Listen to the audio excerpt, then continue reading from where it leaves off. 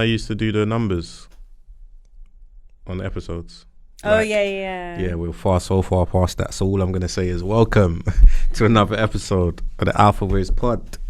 We are here with your hosts in the building. I caught you off guard with that. I love it. You did. Now I'm like trying to compare. I was like, oh, we're here. We've begun. We're here. We're in. We're locked in. We're here. We're ready to go. How are you doing today? Good. I've had a really nice day today, but running on no sleep. So don't know what I'm going to get out of you today. Yeah, no coffee this time though. So I'm normal. You on a detox? No. Just last time I had a nice coffee and I was bouncing off the walls. I'm trying to detox from it slowly. I know we mentioned it like last episode with the whole lemon water in the morning and stuff, but not so much detox. I think I'm just trying to, what's the word? Be selective. Discerning. You know what I'm trying to do? I'm trying to have a dopamine detox. Yeah. And coffee is one of those things. I think I tweeted something. I did tweet it, not I think. I can't remember the timeline of when it was. But I said coffee is one of those things that for you to truly enjoy it, I think you should have it occasionally. Yes. Like that's when you truly enjoy it. As a treat. And I don't actually like coffee. I like iced coffee. Okay. They put something special in that. I don't know what it is, but it just makes you happy. When you have it at the right time, it's an amazing beverage. Yeah. Not an everyday thing. Yeah, not every day. H2O is an everyday thing. Yeah. But cool. On that note, we've got a new segment that we're introducing today.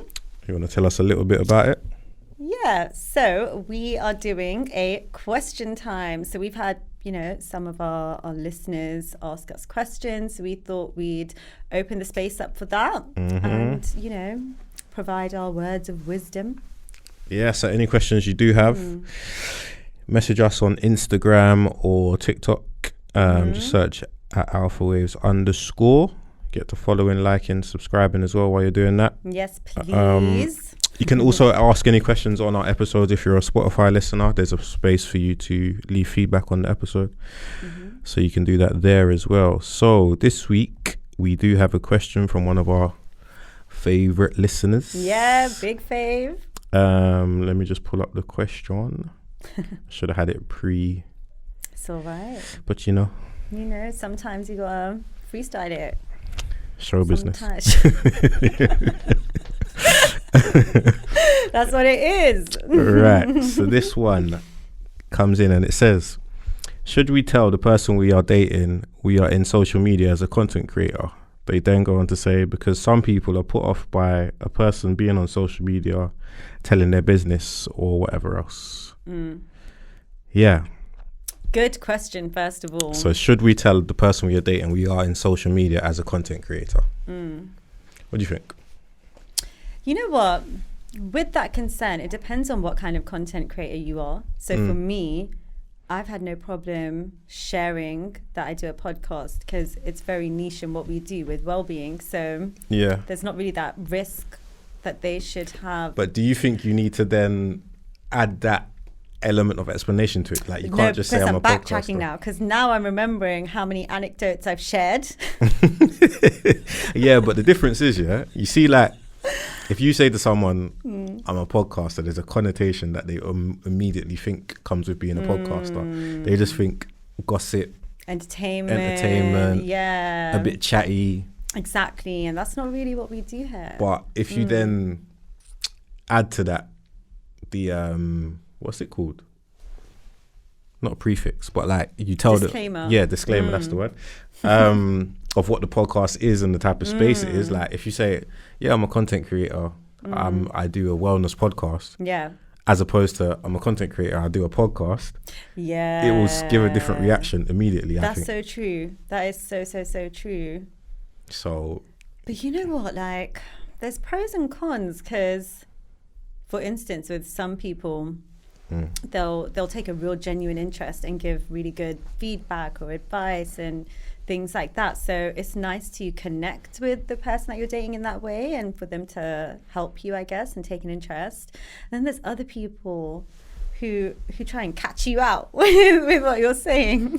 Do you think it's important that you share your work with them, though? Like, I don't know. I think moving forward, because we're in a stage where we're growing, I think I'm starting to learn that I want to keep my important things to myself a little more, I think. When you're dating, not everyone needs to know everything. Yeah. I don't know. What do you think? I think, again, it comes down to the type of content that you're doing. Yeah. Because immediately, even content creator has its own labels immediately that spring to mind. And it's never, in the nicest way possible, it's never something that you seem as like the most important thing in life that the person's doing. Yeah. That you just always think it's just something bare minimum in the nicest way. True. And you know what? I'm thinking now about other kind of creators. Like, say if you're a story time kind of content creator on TikTok, you know, those kinds of videos, then it would maybe put the person that you're seeing content creators, it's become such a cliche term now, that you don't even know where to place it anymore. So true. There was a point in time where you kind of knew what you was getting when you heard content creator. Now it covers so many. It's vast. It's vast. Also, to kind of go completely in the opposite way from everything I just said, as I always do, just playing devil's advocate, I think authenticity is important as well. So, you know, if someone gets the ick, then that might not really be your person. But can they get the ick without knowing the true meaning of content creator? Because it can be anything. They might. Some people are judgmental and they're just like, oh, especially when you're starting out, like everyone always looks at what you're doing a certain way till you make it. True. That's why I'm like, keep your things precious to you. And then maybe it depends on where you're at with your journey with someone you're dating. That's a very good point, because there are people that, I don't know if you want to call them shallow, but you tell someone they're a content creator, and if they do go and check your workout, and let's say it's not got crazy numbers, they might look at you like, what are they doing? What are they doing? there is that possibility. That. So I'm kind of like, protect your work. Because you know the true value of something. Yeah. 9 times out of 10 in life, you will know the value of something before everyone else does, right? You have your vision, exactly. And sometimes, you know, evil eye, like 100%. You gotta consider everyone in that, and you gotta ask yourself as well, like, why am I telling them? Like, am I trying to say something impressive, or do I feel like I'm doing something that they might find weird, so I feel like I owe them this information? You owe no one nothing. It's true. But if you do value it, I don't think you should hide it. The like authenticity. You might not need to delve into details and share exactly your handles and all of these things. But I don't think you should hide it away if it's something that you truly believe in, because if you are taking this person serious, or even considering taking this person serious, then they're going to eventually find out what you do. So exactly. And I think it's something I mentioned quite early in conversations, just because conversations I normally have are quite like deep or, you know, whatever. So it will come up, like I'll be like, oh, I mentioned this on my podcast, blah, blah, blah. But then I'm not going to lie, like sometimes I'll mention that someone looks at the podcast and they're like, who's that? Blah, blah, blah. This. And it's just weird energy on everything. And then you're having to explain elements of your life to someone who at that point is a stranger, you know? So I feel like I exposed myself too early with it. I think because of the level of personal, what's the right word I'm thinking of? But you know, like we give a lot of personal accounts on this podcast. So sometimes we share a lot here because of the space. It is a safe space between us and our listeners and our community. That we share stuff amongst ourselves that probably you wouldn't be so forthcoming with someone new that you're meeting. Exactly. So yeah, it's delicate. There is an element of handling it with care when you're talking about a space like this, which probably makes it even harder. That's actually such a good point, because when we're speaking, you already know me, you know, and our listeners have followed our journey, so they've gotten to know us. But when someone is hearing everything in one go fresh without fully knowing you first, it's an interesting situation. Yeah, definitely. But I mean, I don't think you can go wrong with letting them know that you're a content creator, but to what extent, be discerning. And bottom line, you got to remember, there really are very, very, very plenty of fish in the sea. So if you're being authentic and someone is turned off by that or has the ick or whatever, that's not your person, and you have to be okay with that. It's true. It's true. I hope we answer that question. Other people think too much. We all do it though. I definitely do it. It's one of my issues, but I'm learning. As a side note, yeah, is there any type of content that you see out there and you're like, oh, if somebody that I was dating told me they're doing that, I don't know if I could stick around? I had one in my head immediately, but I don't think I'd be dating that age range. What's but that? like the dancing TikTok.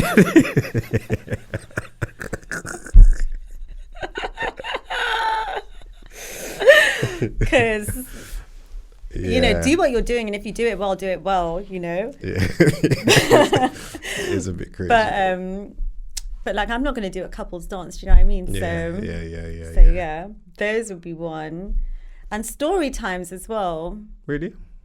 I don't want to be a story. I hear you. I would definitely be a story. I hear you. So I'm just like, yeah, don't know. Yeah. But I wouldn't like get the ick. Like, I love supporting what people do. And I think that's another thing, like when I say don't worry about people getting the ick, because for me, I've spoken to people who are also creative. So they, like I said, they can be really helpful, and it's a great way to kind of have deeper conversations based on that. So I've had good experiences with it in that sense, except for when someone's like heard something and whatever. Yeah. But I'm not gonna share that story. But yeah, you know, that threw me off. What was I saying? I don't know if you was gonna say anything else on it, but But anyway, that's our thoughts on that. So yeah. Do you know what would put me off? You see people that ask silly questions in the streets. Oh. I couldn't. But that's age range. Do you know what I mean? I don't think I'd be seeing someone of that age. And if I was seeing someone my age and they were doing that, that would put me off. 100%. That actually would put me off. That would be my number one. Nah, that's where I draw the line. So yeah. I love when people do that well. Yeah. It's entertaining. But that's why I say silly questions. There's some questions that I'm like, all right, cool. But if you're just asking, I'm not going to give no examples because... Yeah, because I know, yeah. Yeah. But if it's just madness on the street in Leicester Square... It's crazy. Because what if one day I bump into you? It's actually crazy. Well, no, furthermore, the question that you're asking, I don't know, is it for entertainment purposes? Is it for informational? It's some entertainment for sure. But where are you trying to go with this? Yeah. So nah, it's not really. That's such a good one. I'm changing my answer to that. That and the dancing TikToks. They're the top two for me. Go for your person, because I'm not that person for you. Yeah, not at all. Cool. I hope we and another one, prank videos. I get you. Anyone who pranks like that, just really. But there's some that's cool though. That's why I can't really get onto it, because there's some that they do it in a controlled environment, like with their friends or with their partners, or do you know what I mean? Yeah. They're not just pranking the public, just being stupid. True. Or like their parents. But even some of those give me the ick sometimes. But again, they're age range. Age range. We could do this all day. We could do this all day. Suddenly we're going to go back on everything we said, because we're like, that gives me the ick and that gives me the ick. Pick apart all the content creators out there. But you know what? Reaction videos I really like. Oh, okay. Yeah, that I think is really, really cool. And if you do that, that's funny to me. How do you feel about get ready with me videos? I love those. Yeah, I love those. Yeah. Interesting. Get ready with me videos. But those are story time videos as well. Sometimes it's literally just them getting dressed. But you know what? Because I am a woman, I love that. Yeah, that's actually content I watch. Women or men getting dressed? I actually haven't seen men get ready with me, but I'm not really interested in that. Just to creep on some guys on the internet. I don't know what you do. No, I'm joking, but I'm joking. Right, moving on swiftly, because that is crazy. Yeah, I'm sorry, but yeah, go on. But yeah, no, I think that answers that question. Yes, it does. I hope it helped. It went in so many different contradictory directions.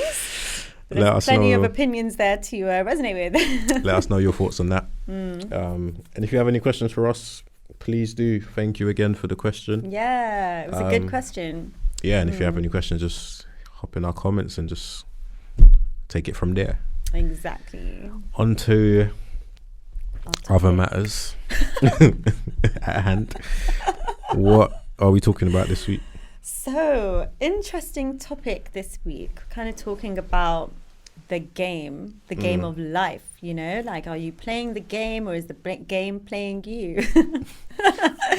And, you know, kind of touching on sensitivity in the world and how we feel about that. What side of the game are you sitting on at the minute? You know what? Before I get into that, this whole topic reminds me of that tweet by Soulja Boy, which was, you know, the tweet when he was something like, "You better crank that Soulja Boy before that Soulja Boy cranked you." But for some reason, I've always found it so inspiring. Like, I literally was like, you know what? That hits. That's where your inspiration is. I heard it. I heard what he said. I actually really did. And I was like, you know what? I'm going to crank that Soulja Boy. This is probably one of the times you don't tell someone you're a content creator. Soulja Boy. All right. It was inspiring to me. It was inspiring. And it's on topic for today. You know, are you cranking that game or is that game cranking you? So when we talk about the game, what game are we talking about in specific? I mean, in particular, sorry. What level? What aspect? What level? Expert level. No, I'm joking. Just the game of life, you know? I think...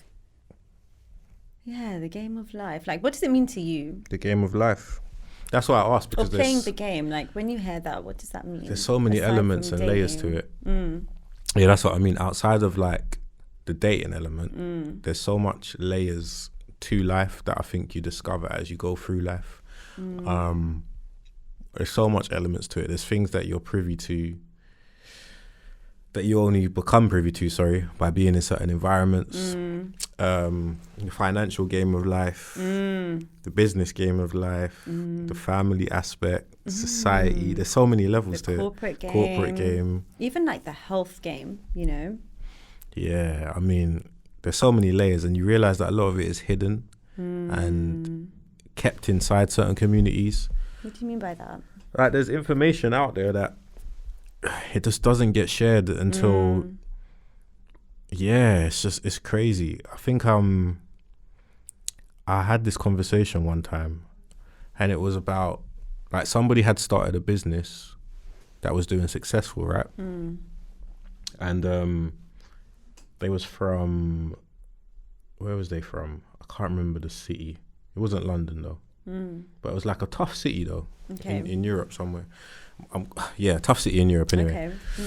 There's a black guy, a few people basically. And what it was their upbringing, let's say, wasn't the toughest. So when they was now becoming successful, there was a lot of backlash of, not the silver spoon, but like you didn't get it from the hardship, yeah? Yeah.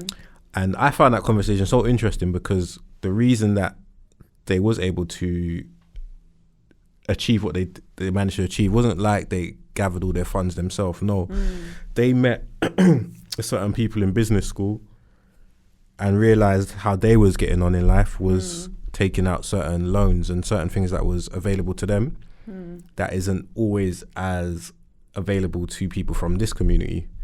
But it was a case of being able to be in that conversation and see the ways that they was doing it.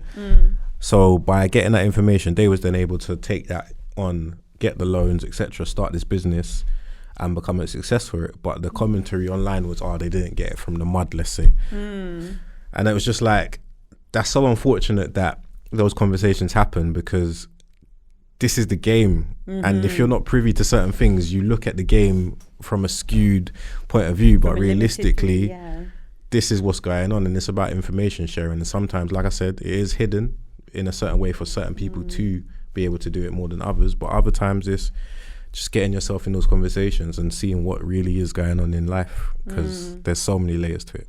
I'm so glad you brought that up, because it's reminded me of a story that someone told me recently. So they're now a pretty successful filmmaker and photographer.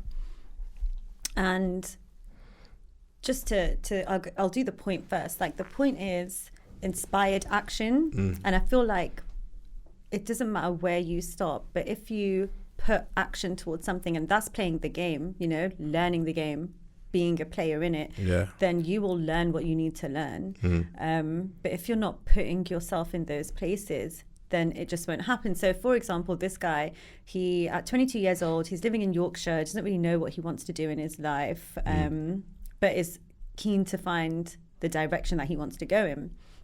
And he just started doing photography for 2 weeks, just kind of picked it up, really enjoyed it and everything, had no idea what was going to happen. And then he was out one time with his camera around his neck and was talking to this guy who's a DJ.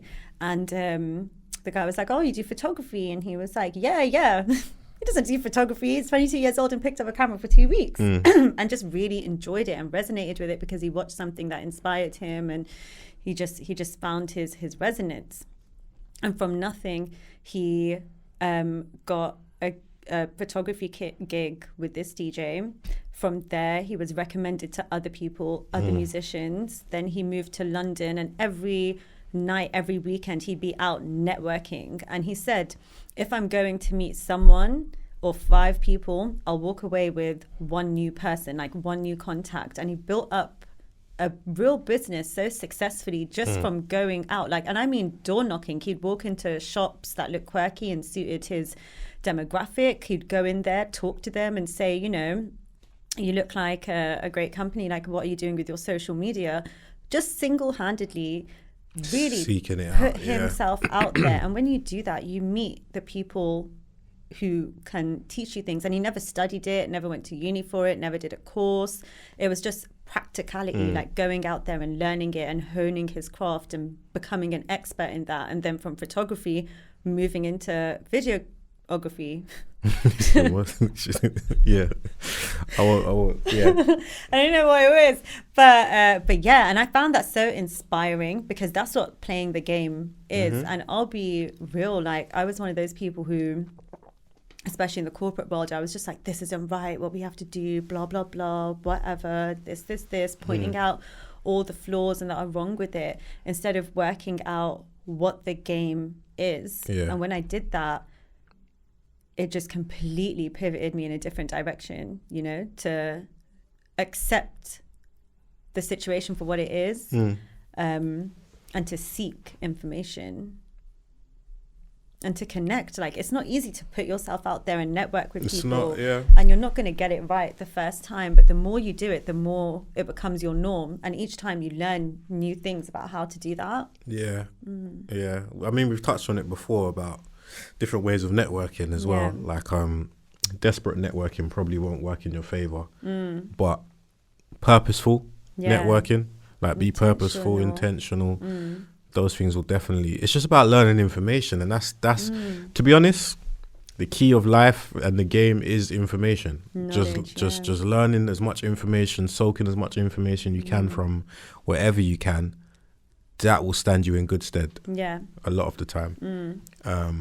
There's a lot of knowledge in books. There's a lot of knowledge in conversations. I think that's the most underrated way you can gain information, is just conversations. Definitely. General. Look, even like workplace stuff, they always say, who is it? I can't remember the businessman, but he said, I remember listening to something he said, and he said 90% of the greatest business deals he ever came across started by a conversation next to the water cooler.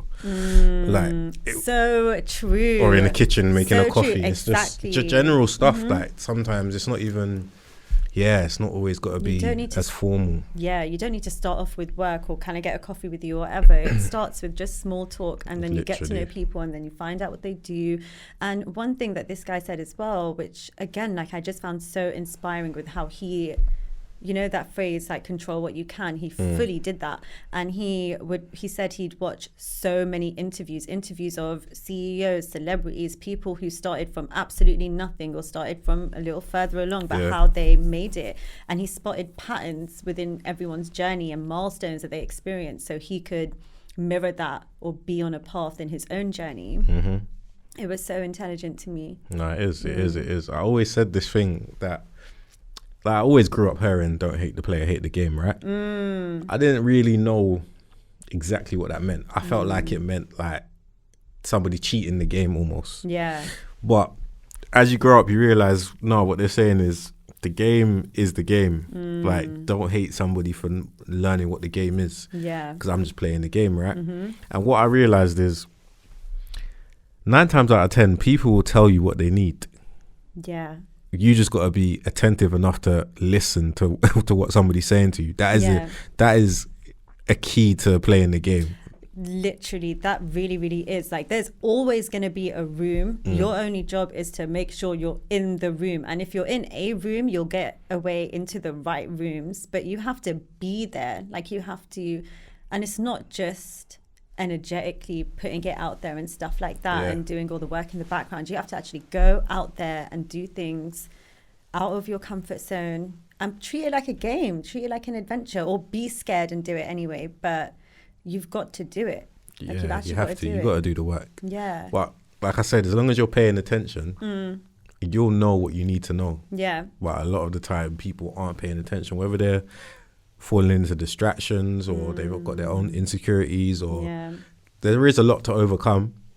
But that's how you play the game and make sure the game's not playing you. Yeah. Because you can easily fall on the other side of that. And it translates into all aspects of life. Like, I don't really want to dive too deep into the dating world, but even that, I don't think it's gonna sound like, I don't think dating is as hard as it's made out to be.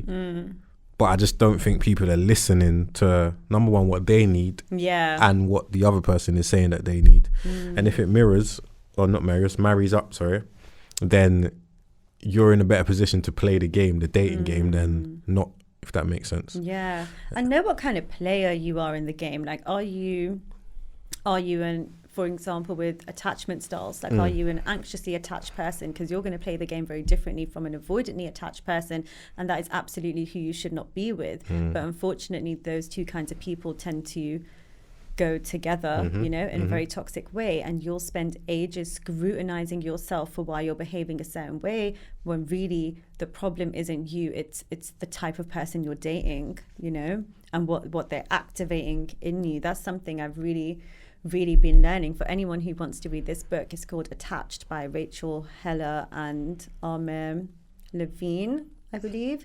And it's unbelievable with kind of breaking this stuff down and teaching you all these different things and having case studies. You understand yourself and others in a different way. And there's actually a very small percentage of the dating pool that is anxiously and avoidantly attached. There's a lot more secure people out there, and it's a journey, but not as difficult as you think when you're aware of what's going on in you to become more securely attached.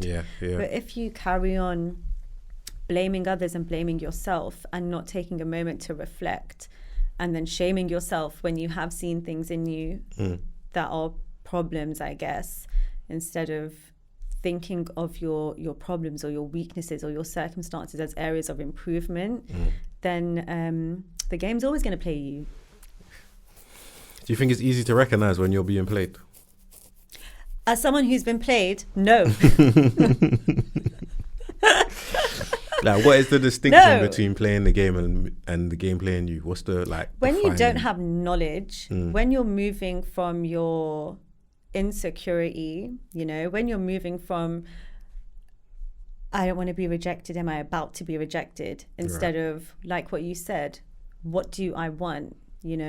When you keep repeating stories to yourself from the past, one of my favorite phrases is just charge it. Like, you just gotta charge it. Literally, that's something I'm bringing back into my life in a big way, because each time you tell yourself what's happened before, and that doesn't mean ignore it, suppress it, and do it again. That means really look at it, acknowledge it, see what needs to change, and whatever your impulse is, do the opposite of that. Yeah. Don't make trauma-led decisions, because you will continue having a traumatic life. I mean, everything that you said there makes perfect sense to me, and I completely agree. 100% knowledge, I think, is one of the keys that we already spoke on. Yeah, learn yourself. Yeah, 100%. Because you'll be with someone who makes you overthink all the time. Like, they'll do mixed messages or weird things or whatever, and you'll convince yourself that you're the problem, instead of knowing that I need someone, because I have this tendency, who is reliable or stable or communicative, or, you know, things like that. And then you'll take that to someone who actually is a good person for you, and you'll be finding and creating problems, you know. And sometimes that happens, and you have to face it, and it's hard to acknowledge that you aren't a perfect person, because there's this victim mentality that comes in of, I'm so hard done by, you know, for me anyway, that like I've been screwed over so many times, so everyone else is always the bad guy. And because you're doing things out of that place, that doesn't make you a bad guy, but you do have to face where you've been unreasonable or too suspicious, or where you've let fears do that, and then listen to your urging, not your impulse, you know. Like, the urge in you might be, I need a little breather to think about what I really need, or the urge in you might be, I need to be vulnerable and tell this person I've been behaving this way because of these experiences. And you don't have to go into detail and tell them a whole story, but you can say, I've been hurt in the past, so this is why I'm behaving that way. And these urges are so scary that you'll go into your impulses. But this is all dependent on who you're dealing with and what your level of relationship is with this person, right? I don't think it has anything to do with that. It's about the relationship with yourself, because it doesn't matter who's on the other end, really. It's what you're seeing. Like, who's on the other end might be someone who does give you mixed signals and makes you feel confused, and then you feel like you need to do more to understand them, or you might feel like it's just not going to work out, so I need to run away, you know? That's different from the person in front of you who might be a good person, like someone who doesn't screw girls over, or someone who isn't manipulative and toxic to men. It doesn't matter who that person is. It's what you're doing with yourself in front of that person. And what you do within yourself will help you realize who is in front of you and how you want to navigate that and what you're ready for. It's interesting. How much do you think like social stereotypes play into that? What do you mean? So, you know, there's going to be some aspects of life where there's what's the word I'm thinking of? A prejudgment, but that's not the word I was thinking of. Just based on how you were stereotyped socially. And when you're meeting some people already, they have a version of you in their mind based on these social stereotypes that might ring true to you, might not.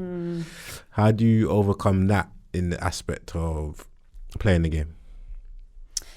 Oh, let me soak that question in, because that's such a good question.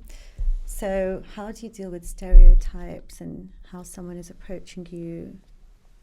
What do you think it still comes down to, like you said, your relationship with yourself and what you want to do? That's just... See, the difficulty with that is when someone is doing that, and maybe this is more of a woman thing, because there's such a thing in you of, as you're growing up, of kind of twisting and bending yourself in a different way to be someone chosen. So that programming is in the back of your head to kind of not be authentic, and that is a difficult thing to overcome because it's so subconscious. But the bottom line for me is that's just a you problem. I didn't think it was going to get there. It really is. Like, if you have your opinions and your things like that, you know, then you got to do that work. So you keep taking granular steps, because it can be hard if you have that background to be authentic. And when you're authentic, you'll see, you know, they'll see more of you. Yeah. And you'll see more of them. Like, I remember I was talking to one guy, and from the very beginning, he was just like, you know, women are so hard to trust. It's so hard to trust someone, and blah, blah, blah, and this, and all these things. And I was just like, you're putting me in a dynamic where I'm now having to prove myself to you, and this is our second conversation. So you got that's a you problem. And people think because you look a certain way that you must be doing this, that, and the other, or you'll be a certain kind of person, or you know, whatever, instead of giving a chance, coming in open-minded to get to know you. So for me, I was like, you're someone who has work to do, and I'm not your experiment to do that with, and I'm not gonna keep having these kinds of conversations where all you're doing is bashing women. Like, you need to deal with whoever hurt you and who you hate, because that's not me, and I'm going to take that on. No, it's true. It's true. You're a brand new person. Yeah, I'm a brand new person. But it's that stereotype, right? Where it's like, maybe the last person had some similarities, or they look at you and they're like, anybody, you know, there's some things that float around, like the people from certain place do certain things more than others. And those kind of things are, I don't know, it's so difficult to deal with. Even the other day I saw online something that was floating around about, as a man in the corporate world, the moment you have a wedding ring, you're taken more serious. Like, that's unfortunately true. Yeah. I think it's gonna say unfortunate, but yeah, it's unfortunately true. Yeah. And it's I've seen it. That's so true. I've seen it with my own two eyes. Like, certain people, the moment that they put that ring on, their career trajectory is just. I'm not saying that's the only reason. Yeah. But people don't look at you with thinking that you have an agenda. That's crazy though, right? Because I know a lot of married people up to no good. That's a whole nother conversation. That's also unfortunately true. That is also unfortunately true. That's so true. I'm silent because I'm like, I have done that. It's so subconscious. We've all seen it in action. So subconscious. I didn't even think of stereotypes in that way. So it's like, is that person playing the game then? Knowing that if they are aware that a little ring might push my career a bit further, I might get a ring. Is that playing the game? I'm thinking. It's crazy. That's why I said there's levels and layers to this, that you just have to be ready to have these conversations if you really want to be a player in this game. But you've got to do it. Like, you know what? When I was working in sales and I had a sales call, I would always make sure I looked good. And the way I'd look good would be different depending on who I'd be speaking to, you know, because you don't want to be too intimidating and you want to be approachable, but you also want to have something about you that's a bit spicier, so people know that you can handle this sale, that you can negotiate, and they will listen to you and take you seriously. And I've seen the difference when I might show up not polished, but you know, not in the sorry, I shivered. Chills. Yeah. I wonder what happened on these. You gotta give them goosebumps. No, I'm joking, but you know, that's a reality of it. And I'm not trying to say you need to be good looking or this, that, and the other. It's just a level of presentation that you've got to have, because that's the first thing people are going on, you know, and especially in that environment. Even though you're seeking clients out, you want to draw them in. So there needs to be a level of magnetism and charm, you know, that is there. Presentation is key. Exactly. You know, my manager said to me, because she was like, when I'm talking to her and the team, I'm just myself. And that was when I was very new in the role. And when I speak to a client, I get a bit nervous. And she was like, when you're around us, you're like a lion, but on the phones, you're like a mouse. I wasn't even offended. I was like, well, what do I do about it? And from that moment, a switch flipped. And I was like, I've got to be confident when I speak to people, like, because the thing is, in that environment, what that client needs to know is that they're in good hands. So you've got to play that game, you know, and yeah, it's not a great game.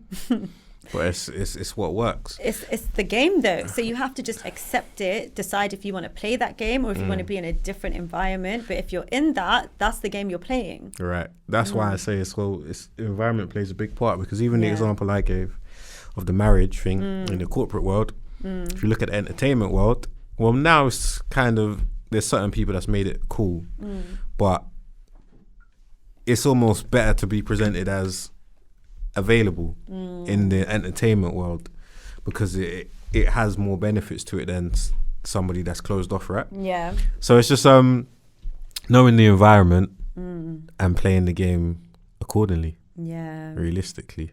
But it's so interesting though. It is So interesting. You've interesting. really opened my mind, because I didn't even think of it in that way. Yeah, it's an interesting topic. One go thing on. I wanted to talk about as well was playing the game with health. Because especially being on like a spiritual journey and recognizing that so many things have chemicals in it and stuff like that, or even like going through phases where it's like, I'm going to completely quit alcohol because it's not good for you. And I was never one of those people, to be honest. Like, I never wanted to go on like unless it wasn't good for me, like certain vices that I in myself wanted to give up outside of that. It's kind of like finding the balance, because you can drive yourself crazy thinking everything is just horrible and blah blah blah, and unless you're growing your own stuff on a farm, it's hard to avoid everything. So what's your thoughts with that? I think you just got to be very careful in this day and age. There's enough information out there for you to know that everything isn't what it seems all the time. With your health, is not something that you can really play with. And again, it comes back to being knowledgeable on what you're doing. Like, I think it's okay to I don't think it's okay to do anything, but everything. Sorry, I think it's okay to do anything that you want. It's okay to do anything you want, but I don't think you should do everything, because knowledge will tell you that's not good for me, right? But there's certain things that you know that you can do in moderation, but can be harmful if it's not exactly what it's meant to be. So it's a difficult one, because who's the expert here? Yeah, and you know what? I think not suppressing yourself, but having intentionality with stuff, you know? Like, the game doesn't need to be hard. It's a game. It can be fun when you are learning it, you know? It's not always fun when you're learning things that are hard. Yeah. But in this idea of alcohol, for example, like looking at it from a spiritual perspective, there's this I don't know what to call it, because it's not a theory, could be a fact, whatever, with the way that alcohol impacts you on a spiritual level, in terms of opening up your aura and your energy to things that aren't really great, you know. For me, when I'm drinking alcohol, I set an intention before it, you know? So I'm demanding my energy goes in a certain direction. So when I'm about to drink, or even if I'm on the way to drinking, I'll set an intention or a prayer that what I'm having puts me more in touch with joy and laughter and is just really great and things like that. Because it is true, you know, that for me anyway, there is like another realm of things that we really can't see that does exist and impact you. Like, influences and energies are very real to me. Yeah. But it's not going to drive fear or lack or suppression either, because you have your own agency with everything. Yeah. But I agree, there's some things you just should never touch or try. No, 100%. But like, there are things that you can have a good time with, like alcohol. I don't know. I've personally stopped drinking. No, let me not say stop drinking, because I will still have a drink when I feel necessary. Yeah. But I don't feel the need to drink. What's the right way to phrase this? So I like to drink for certain occasions, but I don't feel the need to drink at every occasion, if that so makes well sense, phrased, right? yeah. Yeah. So, yeah, there'll be even certain situations where it might be a custom to drink here. But if I'm not in the mood to drink, just because I'm here, I'm not going to drink. Yeah. Like, I've become a bit more controlled and strong-willed and iron-willed with that. And I don't know what it is. I just feel like, you know, within yourself when you should and shouldn't be doing something, and you shouldn't ignore that. Yeah, I agree. I absolutely agree. And you shouldn't feel pressured into doing it. Or, you know, like, discipline is so important. And what I said with, I can't remember what it was that I said, but with something being very granular, that's what discipline and mental health is. You know, it's having your own agency. It's knowing what you want, and does this thing align with that? Yeah. You know, because once you know what your values are, what you want, what your agency is, and how you want to use it, you are no longer finding yourself in situations. You are putting yourself in situations. Literally. It's that simple. Yeah, it's that simple. And what's even better about it is it builds your trust with yourself. It builds your confidence. It builds your discipline.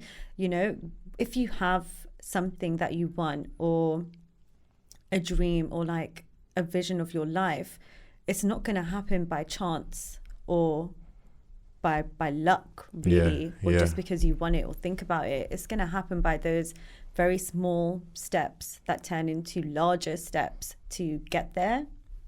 Those discipline moments count for everything. Yeah, they Everything. do. They do. I realize that very much. Even the other day I went for a lunch, and like I ordered a drink, a non-alcoholic drink, right? When what would you call them? Waiter. Waitress, yeah. Or waitress. It was a waiter, but yeah. Found out the occasion, they asked me why I'm not drinking. And it was just like, this is lunchtime. Like, I haven't eaten anything yet. Or why am I drinking before I've even put any food in myself? Like, and it's just those little decisions within myself, I just feel vindicated for. Like, I don't feel weak anymore at all. Or powerful, or I just feel more powerful. And just to segue into our next little conversation, I don't think there's enough strong-willed people in society anymore. Like, it seems like everybody's crumbling to the pressures of the world, and I get it because it is tough right now, but I just don't see enough strength. I don't see enough unity. I don't see enough, what's the right word, belief in themselves. Like, a lot of people just seem like they're drowning and falling to the wayside. And what happened to, I was talking to I was about to say Latina. That's such a throwback. Woo. A woman from South America, and she was like, in their country they call it machismo. Like, what happened to that? Where's that gone? Have you noticed the word of that in society? Would you say, or am I being too harsh? Yeah, you kind of are, because go ahead. Excellent question. Speaking for the soft people. Now, I'm joking. You know what? I've had my own journey with this. So there's two things I want to say, and they can both be true simultaneously. So firstly, I think some people go through experiences that force them to have to be harder and hardened and suppress everything, you know, super strong from a young age. And I'm talking about people who grew up in abusive environments, people who had to parent their parents, people who might have been abused in the most horrific ways, super young. If you haven't had that experience, and now they've reached an age where they're able to, because when you grow up like that, you grow up taking the responsibility of everything and then blaming yourself for everything. So when that happens and you've reached a point in your life where you can be not hard on yourself and compassionate and sensitive, that person needs sensitivity because they never had any care or safety or security in their childhood, and then that's reflected back to them in their teens, their 20s. Like it's horrific, you know.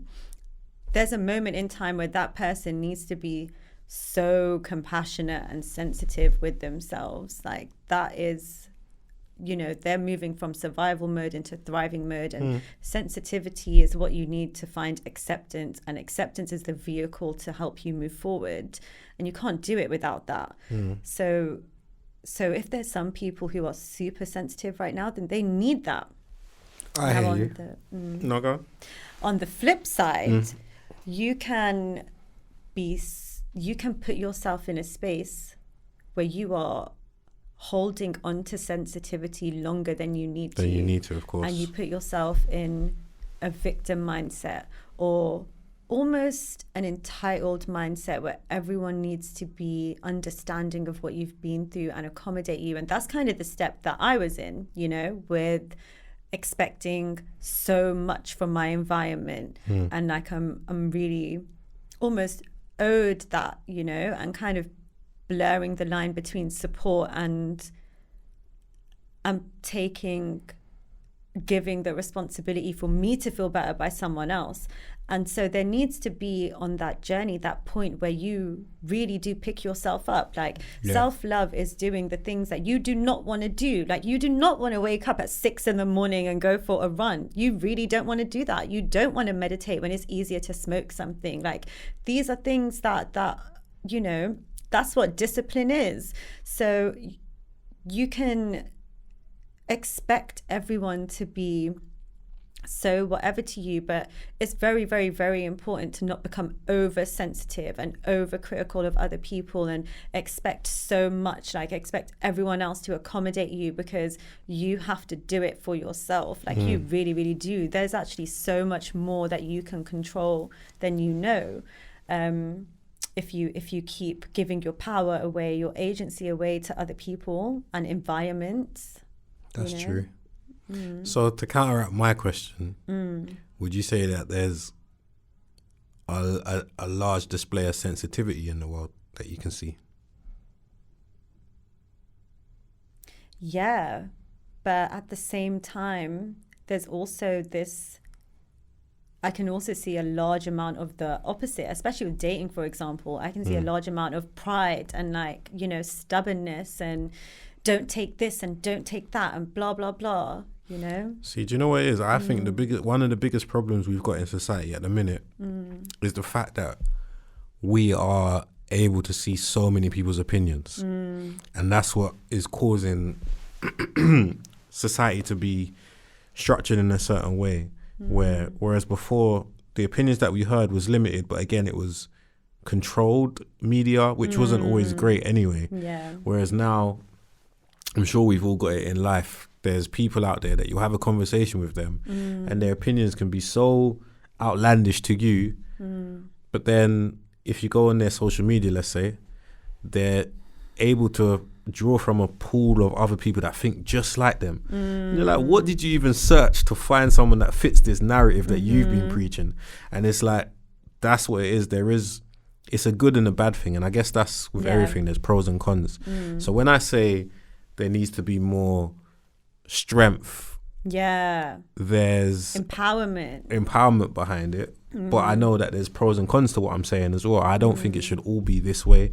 Like, I do agree with what you're saying. There's times where somebody needs to be able to have that sensitive moment, and within that is strong as well, to be able to be like, and to now's the time. Like, just to say as well, like, because I fully agree with you. Like, a sensitive moment is where you're giving yourself compassion and you're not being super, super hard on yourself or but there's strength in that, because you know that you're not settling for that. Right. Sensitivity is strength. But if you're sitting there and you're kind of like, woe is me, you know, or it's always been this way and, you know, I'm never gonna blah, blah, blah. Like, yeah, we all have those moments, but your next thought, if you did have that thought, has to be empowering. You know, you can't just live in that, like, because then, like I said earlier on, you are reliving your past all the time, and who's that serving? You know, you're the only one who suffers. Like you're the only one who suffers when you don't strengthen yourself, and when you keep giving yourself a day off. When you keep skipping what you know you need to do because it's so hard in that moment, you are weakening yourself every day. Literally, you're letting it linger longer than it needs to be. Like everything passes. Yeah, everything passes. Like it's just a moment. The reason it's not just a moment is because you keep reliving it. So I do agree with you that, you know, I don't think there needs to be this hardened kind of attitude, but there does need to be strength. Like if your willpower is weak, strengthen that. Strength of character. And that you're not born with it, you build it. Yeah, some people are born with it, I think, but again, that might be circumstantial. No, I agree. I think some people have like strong characters. Natural warriors. Yeah. Thank you. Yes. Yeah, no, there is you have that fight in you. Yeah. Someone said that to me the other day. They were like, I can see you're just a warrior. Yeah. You know? And I was like, thank you for seeing me. But it's a nice way to be characterized, all right? Yeah, like, it is. There is no... Some people, I can't see the negative connotation. I don't think it's negative. I think I prefer it like it's not a survivor or just a regular soldier. Like you are a warrior, you know, like you move through with ferocity. Do you know what? I'd rather be a warrior than a warrior. I was hoping you'd say that. I was hoping you'd say that. Right? I was just so annoyed that you took it. I was waiting because you would butcher it. So let me just, let That's me own so it. true. You haven't said that to me in ages. That one phase where I just kept butchering every phrase under the sun. Literally. But I'd rather be a warrior than a warrior. Yeah, no, exactly. 100%. And you can find that warrior spirit in you, even if you got to nurture it a little more. But everyone has it. Definite. All right. I think that's a good place to wrap it up. I feel like I'm ready to go lift some weights. Yeah. A little 5 kg. Whatever works. That's what I'm gonna say. Whatever works. Granular. You gotta start granular. Form over everything. Exactly. Form over. I really like that. Even as a metaphor, form over everything. No, 100%. I love that. 100%. I don't even feel the need to give any words of advice after that. But do you have anything you want to add to it? So word of advice. I'm just, if you want to, see the way I phrased it. You know what? I don't want to shut down your experience. We ended. Do I have word of advice? I feel like I've said so much. No, 100%. But yeah, that's a good place to end it. And you know what? In the spirit of agency and autonomy, what word of advice would you give yourself this week? Yeah. Yeah. What word of advice would you give yourself? Let us know. Leave it in your capable hands. As always, thank you to the Alphawaves community for all your efforts and what's the word I'm thinking of? Interaction and support. And long may it continue. Long may it continue. We love the community that we're building, and it's just fueling us more and more. So thank you. Thank you very much. Thanks again for listening to another episode of the Alphawaves Pod. And until next time. Until then.